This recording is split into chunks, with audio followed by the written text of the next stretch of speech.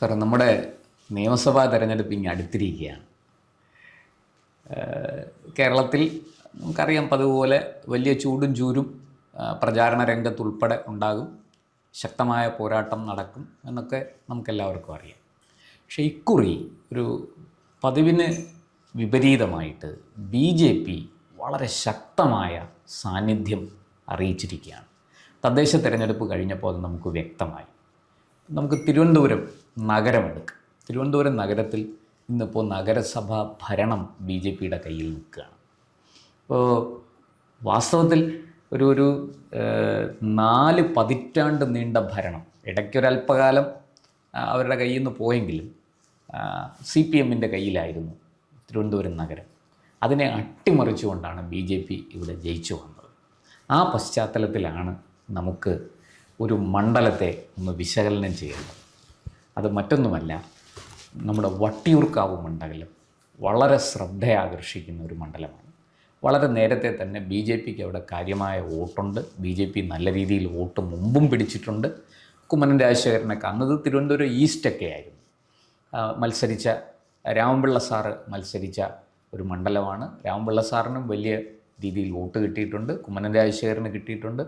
പിന്നീട് ഈ 2016 കുമ്മനം രാജശേഖരൻ അവിടെ 2ാം സ്ഥാനത്ത് വന്നതാണ്. വളരെ ചെറിയ വോട്ടിനാണ് അന്ന് കെ മുരളീധരൻ അവിടെ ജയിച്ചത്. CPM 3ാം സ്ഥാനത്ത് പോയി. 2021 അതിനുശേഷം ഒരു ഉപതെരഞ്ഞെടുപ്പ് നടന്നു. അവിടെ ഒന്നും BJPക്ക് വലിയ നേട്ടങ്ങളൊന്നും അവകാശപ്പെടാനില്ല. 21 അതുപോലെ തന്നെ BJPക്ക് വലിയ നേട്ടമൊന്നും അവകാശപ്പെടാൻ കഴിഞ്ഞില്ലെങ്കിലും 2ാം സ്ഥാനം നിലനിർത്തി എന്നുള്ളതാണ്. ഇപ്പോൾ നമുക്ക് 2026 വട്ടിയൂർക്കാവ് മണ്ഡലം വിശകലനം ചെയ്യുമ്പോൾ അവിടെ ആരാണ് ജയിക്കാൻ സാധ്യത? BJP ആണോ, LDF ആണോ, അതോ നിലവിൽ CPMൻ്റെ സിറ്റിംഗ് MLA ആണ് VK പ്രശാന്ത്, അതോ ഒരു അട്ടിമറിയിലൂടെ കോൺഗ്രസ് ആ മണ്ഡലം പിടിച്ചെടുക്കുമോ? കെ മുരളീധരൻ ആ മണ്ഡലത്തിൽ മടങ്ങി വരുമോ? ഇങ്ങനെ ഒട്ടനവധി ചോദ്യങ്ങളുണ്ട്. എന്താണ് അങ്ങേക്ക് വട്ടിയൂർക്കാവ് മണ്ഡലത്തെക്കുറിച്ച് പറയാനുള്ളത്? അതിന് ഞാൻ പലപ്പോഴും ഒരു തിരഞ്ഞെടുപ്പ് വരുമ്പോൾ ഒരു സ്ഥാനാർത്ഥി പ്രപ്പോസ് ചെയ്യപ്പെട്ട് കഴിഞ്ഞാൽ എനിക്ക് മിക്കവാറും എല്ലാ നിയോജകമണ്ഡലങ്ങളിലും പലതരത്തിലുള്ള ഫ്രണ്ട്സ് ഉണ്ട്. ഞാൻ കുറേ ദീർഘകാലം സാക്ഷരതാ മിഷൻ പ്രവർത്തിച്ച ആളാണ്. സാർ അധ്യാപകനായിരുന്ന അധ്യാപകനാണ്. വിപുലമായ ചില സുഹൃത്ത് ബന്ധങ്ങളുണ്ട്. ഞാൻ എപ്പോഴും അന്വേഷിക്കുന്നത് ചില പ്രത്യേക സെക്ടറിൽപ്പെട്ട ആളുകളോടാണ്. ചിലപ്പോൾ യാത്ര ചെയ്യുമ്പോൾ ഓട്ടോറിക്ഷക്കാരൻ്റെ ചോദിക്കും, ഇവിടെ എങ്ങനെയാണ് തിരഞ്ഞെടുപ്പ് എങ്ങനെയാണ് വരുന്നത്? സാധാരണ എൻ്റെ ഒരു റീഡിങ് പറഞ്ഞാൽ 3 സ്ഥാനാർത്ഥികൾ Aയും Bയും Cയും നിൽക്കുകയാണ്.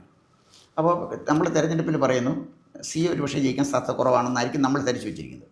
നമ്മൾ ഓട്ടോറിക്ഷ വിളിച്ച ഒരാളിനോട് പോകുമ്പോൾ ഓട്ടോറിക്ഷ കണ്ടിട്ട് എങ്ങനെയുണ്ട് ഇവിടെ ഇലക്ഷൻ? നല്ല ചൂടാണ് സാർ. ആർക്കാണ് ഇവിടെ സാധ്യത കാണുന്നു? ഇതൊരു നല്ല ടൈറ്റ് ഫൈറ്റ് ഇല്ലേ? അയാൾ ആദ്യം Cയുടെ പേരാണ് പറയുന്നത്. അതിനർത്ഥം അയാളുടെ മനസ്സിൽ ആദ്യം രജിസ്റ്റർ ചെയ്തിരിക്കുന്ന പേര് Cയുടെ പേര്. ആർക്കാ വോട്ട് ചെയ്യുന്നതെന്ന് ചോദിച്ചാൽ പറയില്ല. ഞാനൊരു ചെറിയ ഉദാഹരണം പറയാം. ഇപ്പോൾ സ്കൂൾ ടീച്ചർമാരെ എടുക്കുന്നു. 1-2 ടീച്ചർമാരോട് ചോദിച്ചു കഴിയുമ്പോഴത്തേക്ക് ജനറൽ ട്രെൻഡ് അറിയാം. വീട്ടമ്മമാരെ എടുക്കുന്നു, അവരോട് ചോദിക്കുമ്പോൾ നമുക്ക് ജനറൽ ട്രെൻഡ് അറിയാം. സർക്കാർ ഉദ്യോഗസ്ഥരോട് ചോദിക്കണം, അപ്പോഴും നമുക്ക് ആ ഉദ്യോഗസ്ഥന്മാരുടെ ട്രെൻഡ് നമുക്കറിയാം. നമ്മൾ ഒരുപാടൊന്നും വേണ്ട, ഒരു റാൻഡമായിട്ട് ഒരു ചായക്കടയിൽ പോയിരുന്ന് സംസാരിക്കുമ്പോൾ ഈ ട്രെൻഡ് മനസ്സിലാക്കാൻ കഴിയില്ലേ? കഴിയും. നമ്മൾ ചായക്കടയിൽ വെറുതെ ഇരുന്നാൽ മതി. ചായക്കടക്കാർ അവിടെ പരസ്പരം നമ്മൾ ഇടപെടണ്ട. അപ്പം നമുക്ക് പറയുന്നവനും അനുകൂലിക്കുന്നവനും എതിർക്കുന്നവനെയും ശ്രദ്ധിച്ചാൽ അവൻ്റെ ഭാഷ, അവൻ്റെ ടോണാലിറ്റി, അവൻ്റെ പെരുമാറ്റം ശ്രദ്ധിക്കുമ്പോൾ നമുക്കറിയാം, മനസ്സിലായി എങ്ങനെയാണ് അവർ ഉദ്ദേശിക്കുന്നത്. ഇപ്പോൾ വട്ടിയൂർക്കാവിൻ്റെ കാര്യം എന്നോട് ചോദിച്ചപ്പോൾ എനിക്ക് തോന്നുന്നൊരു കാര്യം, തിരുവനന്തപുരം BJPക്ക് ഫോക്കസ് ചെയ്താൽ ജയിക്കാൻ പറ്റുന്ന ചില മണ്ഡലങ്ങൾ തീർച്ചയായിട്ടും ട്രിവാൻഡ്രത്തുണ്ട്. അതിന് സംശയിക്കേണ്ട. 2016 തെരഞ്ഞെടുപ്പിലും BJP 2ാം സ്ഥാനത്ത് വന്നിട്ടുണ്ട്. ആ അന്നത്തെ ഡെമോഗ്രഫി വെച്ചുകൊണ്ട് BJP 2ാം സ്ഥാനത്ത് വന്നാൽ ഇന്നത്തെ BJPയുടെ സ്വാധീനം അനുസരിച്ച് നോക്കിയാൽ BJPക്ക് 1ാം സ്ഥാനത്തെത്താൻ പറ്റും. ഇവർ കണക്കാണ് ഞാൻ പറഞ്ഞതല്ല, ജയിക്കാൻ കഴിയും. ഇപ്പം നേമത്ത് അവൻ നന്നായിട്ട് പെർഫോം ചെയ്തിട്ടുണ്ട്. അപ്പം നേമത്ത് നല്ലൊരു സ്ഥാനാർത്ഥിയെ നിർത്തിയാൽ BJPക്ക് ജയിക്കാൻ കഴിയും. ശിവൻകുട്ടി മത്സരിച്ചിട്ട് വലിയ കാര്യമുണ്ടെന്ന് തോന്നുന്നില്ല. ശിവൻകുട്ടി വളരെ ജനസ്വാധീനമൊക്കെ ഉള്ള ഒരാളാണ്. ആളുകളുടെയൊക്കെ ആവശ്യത്തിന് പെട്ടെന്ന് ഓടിച്ചെല്ലുന്ന ആളാണ്. അവൈലബിൾ ആണ് ശിവൻകുട്ടി. അതതിൻ്റെ ഒരു പ്രത്യേകത. അദ്ദേഹം MLA അല്ലാതിരുന്ന കാലത്ത് പോലും ആ മണ്ഡലത്തിൽ ഏതാവശ്യത്തിനും മുമ്പിൽ നിൽക്കാൻ ശിവൻകുട്ടി ഉണ്ടായിരുന്നു. അതൊരു സത്യമാണ്. നമ്മൾ ഈ സ്വതന്ത്രമായിട്ട് തന്നെ ഇതിനെ സമീപിക്കുമ്പോൾ അത് മനസ്സിലാവും. ശിവൻകുട്ടി വളരെ പോപ്പുലറാണ്. പക്ഷേ ഇപ്പോഴത്തെ അദ്ദേഹത്തിൻ്റെ ആരോഗ്യസ്ഥിതിയൊക്കെ വെച്ച് നോക്കി ഗവൺമെൻറ്റിൻ്റെ പിന്നെ ഒരു ആൻറ്റി ഇൻകംബൻസിയും കൂടെ വെച്ച് നോക്കിയാൽ ശിവൻകുട്ടി വന്നിട്ട് ജയിക്കാനുള്ള സാധ്യത കുറവാണ്. ഇല്ലെന്നല്ല ഞാൻ പറഞ്ഞത്, സാധ്യത കുറവാണ്. രാജീവ് ചന്ദ്രശേഖരനാണ് അവിടെ നിൽക്കുന്നതെങ്കിൽ അദ്ദേഹത്തിന് ജയസാധ്യതയുണ്ട്. കാരണം അദ്ദേഹം പാർലമെൻറ്റിലൊന്നും മത്സരിച്ചാണ്, ആൾ ഫെമിലിയറാണ്. പിന്നെ ട്രിവാൻഡ്രം പോലെ ഒരു പട്ടണമാണ്, ആളുകൾ ആലോചിച്ച് വോട്ട് ചെയ്യുന്ന ആളുകളാണ്. അപ്പോൾ നേമം റെയിൽവേ സ്റ്റേഷൻ്റെ വികസനം അടക്കമുള്ള കാര്യങ്ങൾ മുൻ കേന്ദ്രമന്ത്രി എന്നുള്ള നിലയിൽ അദ്ദേഹത്തിന് നന്നായിട്ട് കാര്യങ്ങൾ ചെയ്യാൻ കഴിയും എന്ന് വോട്ടർമാർ ധരിച്ചാൽ അത് തെറ്റില്ലെന്നാണ് എനിക്ക് പറഞ്ഞത്. പിന്നെ എന്നോട് ചോദിച്ച ചോദ്യം ഏത് മണ്ഡലമായിരുന്നു? വട്ടിയൂർക്കാവാണ്. വട്ടിയൂർക്കാവിനെ സംബന്ധിച്ചിടത്തോളം വട്ടിയൂർക്കാവ് ഒരു കാലഘട്ടത്തിൽ കെ മുരളീധരൻ്റെ ഒരു കുത്തക മണ്ഡലം പോലെ അദ്ദേഹം കൊണ്ടു നടന്നാണ്. 2011 മുതൽ അദ്ദേഹത്തിൻ്റെ കയ്യിലാണ്. പക്ഷേ അന്നത്തെ മുരളീധരൻ്റെ വളർച്ചയുടെ ഗ്രാഫ് ഇന്ന് താഴോട്ടാണ് പോയിക്കൊണ്ടിരിക്കുന്നത്, വളരെ താഴോട്ടാണ് പോയിക്കൊണ്ടിരിക്കുന്നത്. ഞാൻ ട്രിവാൻഡ്രത്ത് പല ആളുകളോടും ഈ middle class, upper middle class, ഏറ്റവും അടിത്തട്ടി കിടക്കുന്ന ആളുകൾ, ഇവർ പല ആളുകളോടും നമ്മൾ അന്വേഷിച്ചാണ്. മിഡിൽ ക്ലാസ്സിൽ നിന്ന് എനിക്ക് കിട്ടിയൊരു ഫീഡ്ബാക്ക്, മിഡിൽ ക്ലാസ് അതായത് പല ഈ നമ്മുടെ ഇതുണ്ടല്ലോ പിന്നെ റെസിഡൻസ് അസോസിയേഷൻ്റെ ചുമതലകളൊക്കെ ഉള്ള ആളുകൾ, അങ്ങനെ കുറേ ആളുകളുണ്ട്, സർക്കാർ ഉദ്യോഗസ്ഥർ. അവർ ജനറലായിട്ട് നമുക്കറിയാം. അവർ പറഞ്ഞത് മുരളീധരൻ ഇപ്രാവശ്യം മത്സരിച്ച 3ാം സ്ഥാനത്തെത്തുന്നതാണ്. അതായത് തൃശ്ശൂർ സംഭവിച്ചതായിരിക്കും മുരളീധരന് വട്ടിയൂർക്കാവിൽ നിന്നാൽ ഇവിടെ സംഭവിക്കാൻ പോകുന്നത്. കാരണം വലിയൊരു വിഭാഗം ആളുകൾ, അതിന് രാഷ്ട്രീയമൊന്നുമില്ല, കുമ്മനം രാജശേഖരനെ തോൽപ്പിക്കാൻ നേമത്ത് പോയി കോടാലിക്കൈയായി മുരളീധരൻ എന്ന് ധരിച്ചു വെച്ചിട്ടുണ്ട്. എന്നാൽ അവർക്ക് പിന്നെ മറ്റൊന്നും കൊണ്ടല്ല, ഒരാളെ തോൽപ്പിക്കാനായിട്ട് ഒരാൾ പോയി കഴിഞ്ഞപ്പോൾ ഉണ്ടായ ഒരു വ്യക്തിപരമായ വിരോധം മുരളീധരനോടുണ്ട്. മുരളീധരൻ അവിടെ നിന്നാൽ ജയിക്കാൻ സാധ്യത കുറവാണെന്നാണ് എനിക്ക് തോന്നുന്നത്. പിന്നെ വട്ടിയൂർക്കാവിൽ എൻ്റെ അഭിപ്രായത്തിനനുസരിച്ച് ഇപ്പം കഴക്കൂട്ടത്ത് പിന്നെ മുരളീധരനല്ലേ നിൽക്കുന്നത്, മുരളീധരൻ ഒരു ചാൻസ് കഴക്കൂട്ടത്തുണ്ട്. അനുകൂല സാഹചര്യമുണ്ട്. അനുകൂല സാഹചര്യത്തെ തനിക്ക് അനുകൂലമായി വോട്ടാക്കി മാറ്റുന്ന ഒരു നേതാവിൻ്റെ വ്യക്തി അനുകൂലമായ സാഹചര്യം മുരളീധരന് അനുകൂലമായ സാഹചര്യമല്ല, BJPക്ക് അനുകൂലമായ. അതാണ് ഞാൻ പറയുന്നത്. ഒരു സ്ഥാനാർത്ഥിക്ക് അനുകൂലമായ സാഹചര്യവും പാർട്ടിക്ക് അനുകൂലമായ സാഹചര്യമുണ്ട്. സ്ഥാനാർത്ഥിക്ക് അനുകൂലമായ സാഹചര്യം, സ്ഥാനാർത്ഥി 5ാമത്തെ വർഷം ജനങ്ങളെ സമീപിക്കുമ്പോൾ അയാൾ ചെയ്ത വികസന പ്രവർത്തനങ്ങളാണ് അയാൾക്ക് അനുകൂലമായ ഒരു സാഹചര്യം സൃഷ്ടിക്കുന്നത്. പത്തനംതിട്ട നിയോജകമണ്ഡലത്തിന് ക്രിസ്ത്യൻ മെജോറിറ്റിയുള്ള മണ്ഡലമാണ്. അവിടെ പിന്നെ LDFനെയും UDF നേതൃത്വത്തിലാണ് കെ നായർ സാർ ജയിച്ചത്. കെ നായർ സാറിൻ്റെ പേഴ്സണാലിറ്റിക്ക് കൊടുത്ത വോട്ടാണ്. സ്വതന്ത്രമായിട്ട് കേരളത്തിൻ്റെ ഒരാൾ ജയിക്കാൻ പറ്റൂ? വലിയ പ്രയാസമാണ് അല്ലേ? കെ നായർ സാർ നിസ്വാർത്ഥനാണ്, അഴിമതി തൊട്ടു നീട്ടിയിട്ടില്ലാത്ത ഒരാളാണ്, ദീർഘകാലം അവിടെ അധ്യാപകനായിരുന്നു. അതൊക്കെ അദ്ദേഹത്തിൻ്റെ അസറ്റാണ്. അതിന് കിട്ടിയ രംഗം അത് സ്ഥാനാർത്ഥിയുടെ മെറിറ്റാണ്. എനിക്ക് പറഞ്ഞത് സ്ഥാനാർത്ഥിയുടെ മെറിറ്റാണ്. കഴക്കൂട്ടത്ത് മുരളീധരന് അനുകൂലമായ ഒരു പൊളിറ്റിക്കൽ എൻവയൺമെൻ്റ് ഉണ്ട്. അതിനെ വോട്ടാക്കി മാറ്റാൻ മുരളീധരന് പറ്റുമോ എന്ന അദ്ദേഹത്തിൻ്റെ പേഴ്സണാലിറ്റി ആശ്രയിച്ചിരിക്കുന്ന കാര്യമാണ്. പക്ഷേ സാധ്യതയുണ്ടെന്ന് മാത്രമേ ഞാൻ പറഞ്ഞുള്ളൂ. എത്ര സ്ഥാനാർത്ഥി ഇനി ആര് വന്നാലും തീർച്ചയായിട്ടും ഒരു സാധ്യത. ഈ ഭരണവിരുദ്ധ വികാരവും ഈ കടകംപള്ളിക്കെതിരായ ആരോപണങ്ങളും ആക്ഷേപങ്ങളും, ശബരിമല സ്വർണ്ണക്കൊള്ള ഉൾപ്പെടെയുള്ള വിഷയങ്ങൾ, പിന്നെ മണ്ഡലത്തിൻ്റെ പൊതുവായ വികസനം, ഇപ്പോൾ ഈ ദേശീയപാതയുടെ വികസനത്തിലൊക്കെ മുരളീധരന് വലിയ പങ്കുണ്ട്. അദ്ദേഹം BJPയുടെ സംസ്ഥാന പ്രസിഡൻ്റായിരുന്ന കാലത്ത് 2014-15 കാലത്ത് തന്നെ നിതിൻ ഗഡ്കരിയെ പോയി കണ്ട് ഇതിന് വേണ്ടുന്ന ഒരു ബേസ് വർക്ക് അന്നേ അദ്ദേഹം ചെയ്തിരുന്നു. അന്ന് ഉമ്മൻചാണ്ടി സാറായിരുന്നു മുഖ്യമന്ത്രി. ഉമ്മൻചാണ്ടി വളരെ കൃത്യമായിട്ട് മുരളീധരൻ്റെ സഹായം അതിൽ സ്വീകരിക്കുകയും ചെയ്തിട്ടുണ്ട്. ഇതെനിക്ക് വ്യക്തിപരമായിട്ട് അറിയാം. അന്ന് മുരളീധരൻ ഒരു രാഷ്ട്രീയ വ്യത്യാസവും ഇല്ലാതെ അദ്ദേഹത്തിനോടൊപ്പം നിൽക്കുകയും ഈ ദേശീയപാതയുടെ കാര്യത്തിൽ അന്ന് തന്നെ ഒരു അടിത്തറയിട്ട് പ്രവർത്തനം നടത്തുകയും ചെയ്ത ആളാണ്. അതൊക്കെ ഈ കഴക്കൂട്ടത്ത്, കാരണം കഴക്കൂട്ടത്ത് വലിയ രീതിയിൽ നമുക്കറിയാം ഗതാഗത സ്തംഭനം നിരന്തരം ഉണ്ടാകുന്ന ഒരു സ്ഥലമാണ്. ഞാൻ ഒരു വിഷയം പറയുന്നതാണ്, അവിടെ തീർച്ചയായിട്ടും ഈ ഇപ്പോഴത്തെ വന്നിരിക്കുന്ന റോഡ് വികസനം വലിയ മാറ്റങ്ങളുണ്ടാക്കും. അതിൻ്റെ ഗുണം BJPക്ക് തീർച്ചയായിട്ടും കിട്ടുമെന്ന് തന്നെയാണ് എൻ്റെ ഒരു പ്രതീക്ഷ. ഓക്കെ, അല്ലേ ഞാൻ പറഞ്ഞു വന്നത്, നമ്മൾ ഇപ്പോൾ എടുത്തിരുന്നത് വട്ടിയൂർക്കാവ്, നമ്മൾ ആ വിഷയത്തിൽ നിന്ന് അങ്ങ് പോയി. അപ്പോൾ ഇപ്പോൾ കഴക്കൂട്ടത്ത് മുരളീധരൻ നിൽക്കുന്നു, നേമത്ത് ചന്ദ്രശേഖരൻ നിൽക്കുന്നു. പിന്നെ വട്ടിയൂർക്കാവിൽ നിർത്താൻ എൻ്റെ വ്യക്തിപരമായ അഭിപ്രായത്തിൽ ഒരു സീനിയർ നേതാവായിരിക്കും നല്ലത്. കഴക്കൂട്ടത്ത് BJPക്ക് നിർത്താൻ, കഴക്കൂട്ടത്തല്ല വട്ടിയൂർക്കാവിൽ BJPക്ക് നിർത്താൻ പറ്റിയ ഏറ്റവും നല്ല സ്ഥാനാർത്ഥി എൻ്റെ വ്യക്തിപരമായ അഭിപ്രായത്തിൽ ശോഭാ സുരേന്ദ്രനാണ്. അതിൻ്റെ കാരണം പല ആളുകളോട് നമ്മൾ സംസാരിക്കുമല്ലോ, സംസാരിക്കുമ്പോഴേ ഈ ഒരു വനിത എന്നുള്ള നിലയിൽ, ഒരു ക്രൗഡ് പുള്ളർ എന്ന നിലയിൽ, ഒരു ഫയർ ബ്രാഞ്ച് എന്ന നിലയിൽ ശോഭാ സുരേന്ദ്രനെ ഇഷ്ടപ്പെടുന്ന ഒട്ടേറെ ആളുകൾ ഈ വട്ടിയൂർക്കാവ് മേഖലയിലുണ്ട്. പലപ്പോഴും വീട്ടമ്മമാർ. ഞാനിത് പറയാൻ കാരണം എനിക്കൊരുപാട് സുഹൃത്തുക്കളെക്കാൾ കൂടുതൽ ബന്ധുക്കളുള്ള സ്ഥലമാണ്. ഞാൻ ഈ അടുത്ത സമയത്ത് ഒരു ബന്ധുവിൻ്റെ വീട്ടിൽ അവിടെ പോയി. അദ്ദേഹത്തിന് ഒരുപാട് ഫാമിലി നെറ്റ്വർക്കൊക്കെ ഉള്ള ആളാണ്. അവരുടെ കുടുംബക്കാർ അടുത്തടുത്തല്ല, പഴയ തിരുവനന്തപുരത്ത് താമസിക്കുന്ന ആളുകൾ.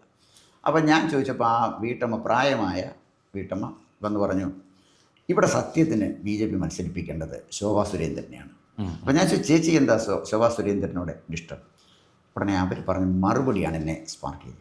ഈ രാഷ്ട്രീയത്തിൽ പുരുഷന്മാരെയൊക്കെ പിന്നിലാക്കി ആ കൊച്ചു ചെയ്യുന്ന പ്രവർത്തനം കണ്ട നമ്മൾ അന്തിച്ചു പോകും.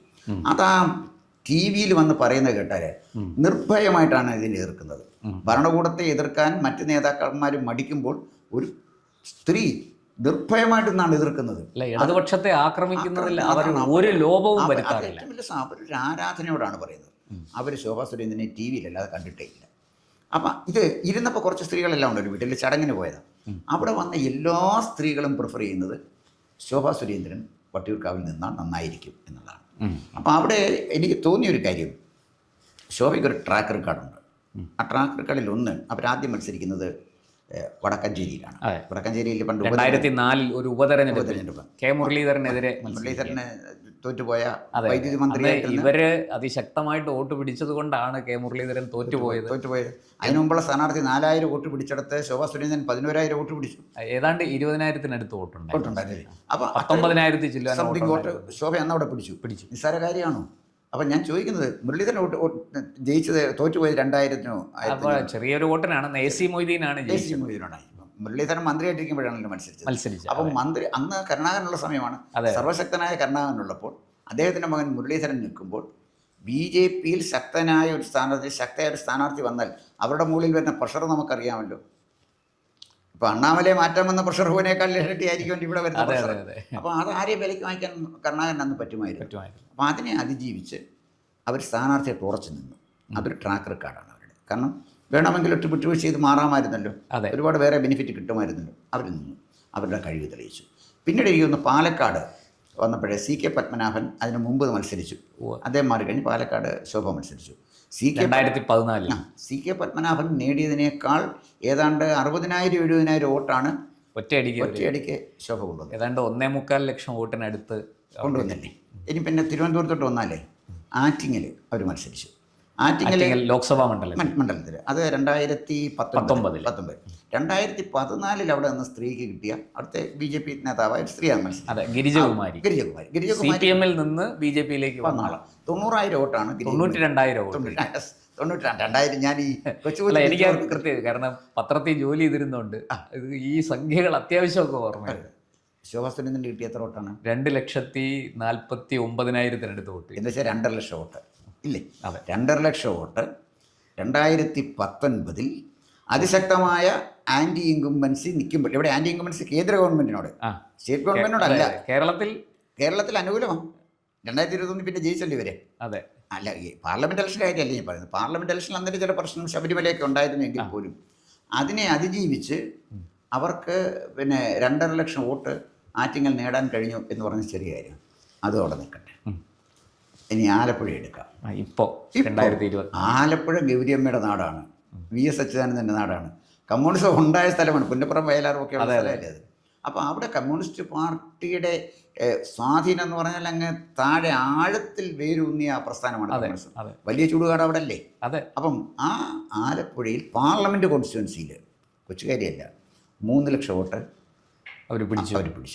അപ്പോൾ ശരിക്കും വട്ടിയൂർക്കാവിൽ അവർക്കൊരു സീറ്റ് കൊടുത്ത് മുന്നോട്ട് കൊണ്ടുവന്നാൽ BJP-യിലേക്ക് ഇപ്പോൾ ധാരാളം സ്ത്രീകൾ വരുന്നുണ്ട്. ഉദാഹരണത്തിന് കൊല്ലം പിന്നെ കോർപ്പറേഷൻ തിരഞ്ഞെടുപ്പിൽ നല്ല മിടുക്കരി പെൺകുട്ടികളാണ് വന്നത്. എല്ലാവരും ഒരാൾക്ക് ഡോക്ടറേറ്റ് ഉള്ള, LLM-ന് പഠിക്കുന്ന ആളുകൾ, എല്ലാവരും നല്ല വിദ്യാഭ്യാസമുള്ളവരാണ് വരുന്നത്. 12 സീറ്റാണ് BJP നേടിയത്. കോഴിക്കോട് 13 സീറ്റ് കിട്ടി. BJP മാത്രം മത്സരിക്കുന്നത്, മറ്റേ മുന്നണിയാണ്. അത് മനസ്സിലാക്കുന്നത്. BJP മാത്രമേ ഉള്ളൂ, BJP മുന്നണിയില്ല. BDJS-ന്റെ നിശബ്ദ സാന്നിധ്യമാണ്. അപ്പോൾ അവിടെ നിന്നുകൊണ്ട് 3 ലക്ഷം വോട്ട് കിട്ടിയ ഒരാൾ, പിന്നെ സ്ത്രീകൾക്ക് ഏറ്റവും പ്രിയപ്പെട്ട ഒരു നേതാവ്. ഇനിയും BJP ചെയ്യേണ്ടത് കേരളത്തിലെ സ്ത്രീകൾക്കൊരു കോൺഫിഡൻസ് ആണ് കൊടുക്കേണ്ടത്. അവരുടെ മനസ്സാക്ഷിയുടെ വോട്ടാണ് BJP-ക്ക് വേണ്ടത്. അപ്പോൾ അതിന് പറ്റിയ ഏറ്റവും നല്ല ആൾ കാൻഡിഡേറ്റ് ശോഭാ സുരേന്ദ്രനാണ്. അവരെ വട്ടിയൂർക്കാവിൽ നിർത്തി ജയിപ്പിക്കാൻ BJP-ക്ക് കഴിഞ്ഞാൽ തീർച്ചയായിട്ടും കേരളത്തിൽ വലിയ ഗുണപരമായ മാറ്റം BJP-ക്ക് ഉണ്ടാകും എന്ന് ഞാൻ പറഞ്ഞത്. വോട്ടർമാരിൽ കൂടുതൽ സ്ത്രീകളാണ്. ആലപ്പുഴയും ശോഭയ്ക്ക് കൊടുത്ത 3 ലക്ഷം വോട്ടിൽ വലിയൊരു ശതമാനം സ്ത്രീകളുടെ വോട്ടാണ്. അപ്പം നമ്മൾ അതുകൊണ്ടാണ് എനിക്ക് സ്ത്രീകളെ ഇനിയും പ്രൊജക്റ്റ് ചെയ്തുകൊണ്ട് CPM ഏറ്റവും ഭയപ്പെടുന്നതും അതാണ്. സ്ത്രീകളുടെ വോട്ട് വലിയ രീതിയിൽ BJPയിലേക്ക് പോകുന്നു. അതുപോലെ തന്നെ വേറെ വലിയ പ്രത്യേകതകളറിയാം. ഹിന്ദു വോട്ട് ഇവരെ പോലെ സമാഹരിക്കാൻ പറ്റുന്ന നേതാക്കൾ സാർ ജാതി നോക്കാതെ ഞാൻ പലപ്പോഴും ഞാൻ അത്ഭുതപ്പെടാറുണ്ട്. കാരണം ഈ സാർ ആറ്റിങ്ങലിലെ കഥ പറഞ്ഞു, പാലക്കാടത്തെ കഥ പറഞ്ഞു, അതുപോലെ ഇപ്പോൾ ആലപ്പുഴയിലെ കഥ പറഞ്ഞു. ഈ 2 പ്രബല സമുദായങ്ങളാണ് നായർ സമുദായവും ഈഴവ സമുദായവും. ഈ 2 സമുദായത്തിൽ നിന്നും വോട്ട് സമാഹരിക്കാൻ കഴിയുന്ന BJPയിലെ അപൂർവ നേതാക്കളിൽ ഒരാളാണ് ശോഭാ സുരേന്ദ്രൻ. അതുകൊണ്ട് തന്നെയാണ് ശോഭാ സുരേന്ദ്രനെ പോലൊരാൾ എവിടെ മത്സരിക്കും എന്ന ഒരു കടുത്ത ആകാംക്ഷ CPMനും ഉണ്ട്, കോൺഗ്രസിനും ഉണ്ട്. ശോഭാ സുരേന്ദ്രൻ ഈ വട്ടിയൂർക്കാവിൽ വരും. ഇപ്പം ഞാൻ ഏറ്റവും ഒടുവിൽ അറിഞ്ഞത് കെ മുരളീധരൻ വട്ടിയൂർക്കാവ് മാറണം എന്നൊരു നീക്കത്തിലാണ്. അദ്ദേഹം ഇങ്ങനൊരു സംശയം അദ്ദേഹത്തിനുണ്ട്, ഇവരിവിടെ മത്സരിക്കാൻ വരുന്നു എന്നൊരു ശ്രുതി കിട്ടിയിട്ട് അദ്ദേഹം അവിടുന്ന് മാറണം എന്നൊരു ചിന്ത അദ്ദേഹത്തിനുണ്ടെന്നാണ് കോൺഗ്രസിൻ്റെ ഉള്ളിൽ നിന്ന് തന്നെ കിട്ടുന്ന വിവരം.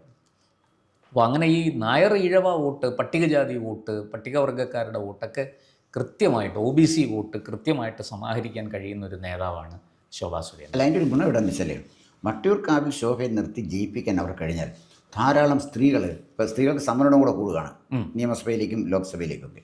അങ്ങനെ വരുമ്പോൾ ധാരാളം സ്ത്രീകൾ BJPയിലേക്ക് വരാൻ സാധ്യതയുണ്ട്. ഒപ്പം UDFൻ്റെയും LDFൻ്റെയും ഒരുപോലെ ഉറക്കം കെടുത്തുന്ന നേതാവാണ് ശോഭ. അവരവിടെ വരാതിരിക്കാൻ LDF എല്ലാ ആയുധങ്ങളും ഉപയോഗിക്കും, അത് സംശയിക്കേണ്ട കാര്യമില്ല. UDFും അത് ചെയ്യും. അപ്പോൾ അങ്ങനെ UDFും LDFും ഭയക്കുന്ന BJPയിലെ ഏക നേതാവ് ശോഭാ സുരേന്ദ്രൻ. ഏക നേതാവെന്ന് ഞാൻ പറഞ്ഞതിൻ്റെ കാര്യം, അവർ കുറേ കാലം മുമ്പ് നടത്തിയൊരു സ്റ്റേറ്റ്മെൻ്റ് ഉണ്ട്. അതായത് ഈ AI ക്യാമറയുമായിട്ട് ബന്ധപ്പെട്ടൊരു വിവാദം വന്നപ്പോൾ പിണറായി വിജയൻ്റെ മകൻ്റെ ഫാദർ ലോയുടെ പേര് പറയാൻ എല്ലാവരും മടിച്ചപ്പോൾ തീരുമാനമായിട്ടൊന്ന് പറഞ്ഞ ആളാണ്. പിന്നെ അവർ നടന്ന ഫൈറ്റ്, P ജയരാജനെതിരെ നടന്ന സ്റ്റേറ്റ്മെൻറ്റ്.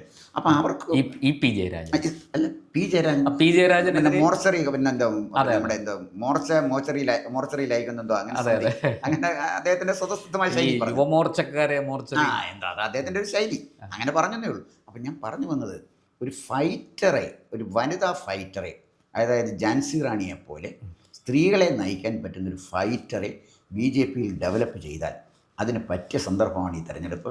വട്ടിയൂർക്കാവിൽ അവർ അങ്ങനെ ഒരു ലക്ഷ്യത്തോടു കൂടി തന്നെയാണ് BJP പോകുന്നതെന്നാണ് ഞാൻ മനസ്സിലാക്കുന്നത്. അതുകൊണ്ടാണല്ലോ ആശാനാഥിനെ ഡെപ്യൂട്ടി മേയറായിട്ടൊക്കെ കൊണ്ടുവന്നത്.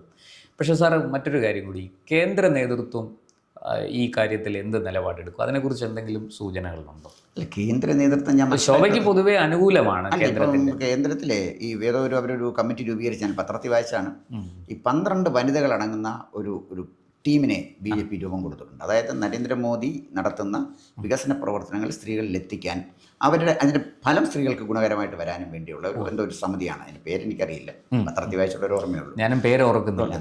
അത്തരം ഒരു സമിതിയിൽ 12 പേരിൽ ഒരാളായിട്ടാണ് ശോഭാ സുരേന്ദ്രൻ. അങ്ങനെ എടുക്കണമെങ്കിൽ പിന്നെ ഞാൻ മനസ്സിലാക്കിയിടത്തോളം ഇവരെ സ്റ്റേജിലൊക്കെ നിൽക്കുമ്പോഴേ നരേന്ദ്രമോദിയുടെയും അമിത്ഷായുടെയൊക്കെ ശരീരഭാഷയും അവരുടെ പെരുമാറ്റവും ഒക്കെ കണ്ടാൽ അവരുടെയൊക്കെ ഒരു പെറ്റായിട്ടാണ് എനിക്ക് തോന്നുന്നത്.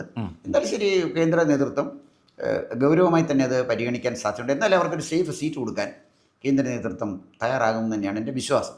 വട്ടിയൂർക്കാവാണെങ്കിൽ ഒരു സാധ്യത വളരെ കൂടുതൽ, വലിയ സാധ്യത BJP കൂടെ ഉണ്ടാക്കിയെടുക്കാൻ പറ്റുമെന്ന് എനിക്ക് തോന്നുന്നു. നമുക്ക് കഴക്കൂട്ടത്തെക്കുറിച്ചും നിയമത്തെക്കുറിച്ചും മറ്റു മണ്ഡലങ്ങളെക്കുറിച്ചും നമുക്ക് പിന്നീട് സംസാരിക്കാം. പക്ഷേ കഴക്കൂട്ടം ഇത് മാത്രം, വട്ടിയൂർക്കാവ് മാത്രം എടുത്തുകൊണ്ടാണ് ഞാനിത് പറഞ്ഞത്. പിന്നെ ഇടയ്ക്കൊന്ന് കഴക്കൂട്ടത്തേക്ക് പോയത് നമുക്ക് വിശദമായിട്ട് വരാം. എന്തായാലും ശരി, എനിക്ക് കിട്ടിയൊരു ഫീഡ്ബാക്ക്, കാരണം കഴിഞ്ഞ ആഴ്ചയിൽ ഒരു വീട്ടിൽ പോയപ്പോൾ ഉണ്ടായൊരു അനുഭവം പെട്ടെന്ന് ഞാൻ പറഞ്ഞത്. അതുകൊണ്ട് ഒരു നല്ല തീരുമാനം വരട്ടെ, നമുക്ക് നോക്കാം BJP എന്താണ് തീരുമാനമെടുക്കുന്നത്. തിരഞ്ഞെടുപ്പ് പ്രഖ്യാപനം വരട്ടെ, നോട്ടിഫിക്കേഷനൊക്കെ വന്നു കഴിഞ്ഞാൽ അറിയാൻ പറ്റും നമുക്കും ബാക്കി ഇനി ആരാണ് കോൺഗ്രസിൻ്റെ സ്ഥാനാർത്ഥി, ആരാണ് CPMൻ്റെ സ്ഥാനാർത്ഥി. എന്തായാലും ഒരു ശക്തമായ ത്രികോണ മത്സരം നമുക്ക് വട്ടിയൂർക്കാവിൽ ഉറപ്പിക്കാം, അതിൽ സംശയമൊന്നുമില്ല. നന്ദി. കൂടുതൽ വാർത്തകളും വിശേഷങ്ങളും നേരിട്ട് ലഭിക്കാൻ ജനങ്ങളിൽ നിന്ന് ജനങ്ങളിലേക്ക് ജനഭൂമി ന്യൂസ് സബ്സ്ക്രൈബ് ചെയ്യൂ. ബെൽ ബട്ടൺ അമർത്താനും മറക്കരുത്.